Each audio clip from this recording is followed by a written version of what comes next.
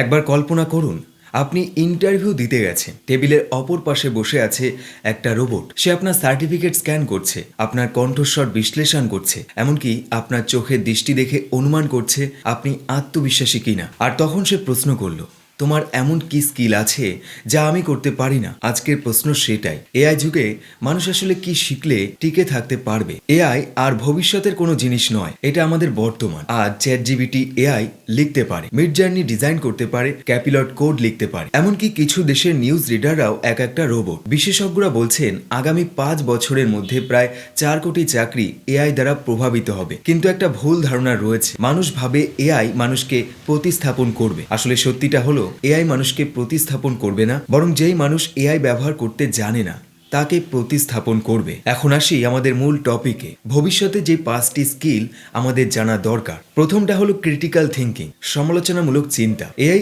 আপনাকে তথ্য দেবে, কিন্তু কোনটা সত্য আর কোনটা ভুয়া সেটা বোঝার ক্ষমতা শুধুমাত্র আপনার। তাই ক্রিটিক্যাল থিঙ্কিং জানতে হবে। দ্বিতীয় হলো ক্রিয়েটিভিটি, সৃজনশীল চিন্তা। এআই পারে অনুকরণ করতে, কিন্তু উদ্ভাবন করতে পারে না।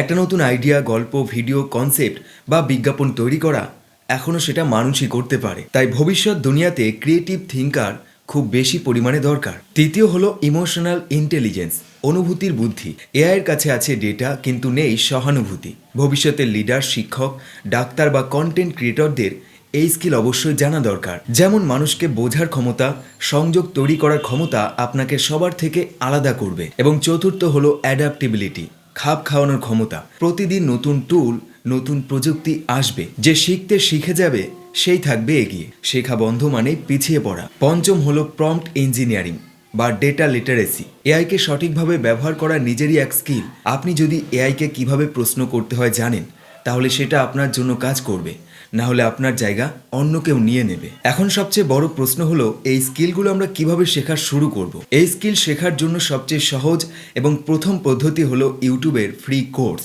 এবং সেখান থেকে শেখার পর আপনি এআই ব্যবহার করে কন্টেন্ট তৈরি করুন, কোড করুন বা ডিজাইন করুন। এমনকি এই পর্যন্ত নয়, আপনি এরপর বই পড়ুন, রিসার্চ করুন এবং তারপর আপনি এআইকে আরও প্রশ্ন করুন এবং তারপর ডিসাইড করুন এআইকে কিভাবে ব্যবহার করলে আমার কাজ সহজ হয়ে যাবে। আসলে এআই হয়তো অনেক কাজ করতে পারবে, অনেক কিছু নিয়ে নেবে, কিন্তু মানুষের জায়গা কখনো নিতে পারবে না। যেই মানুষ শিখবে, পরিবর্তন মানবে, নতুন কৌশল রপ্ত করবে, সেই থাকবে টিকে। ভবিষ্যৎ এখন শুরু হয়েছে, আর এই এআই এর এরা এখনই শুরু হয়ে গেছে।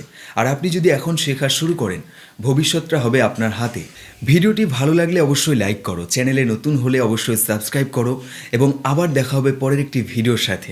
দেখতে থাকুন।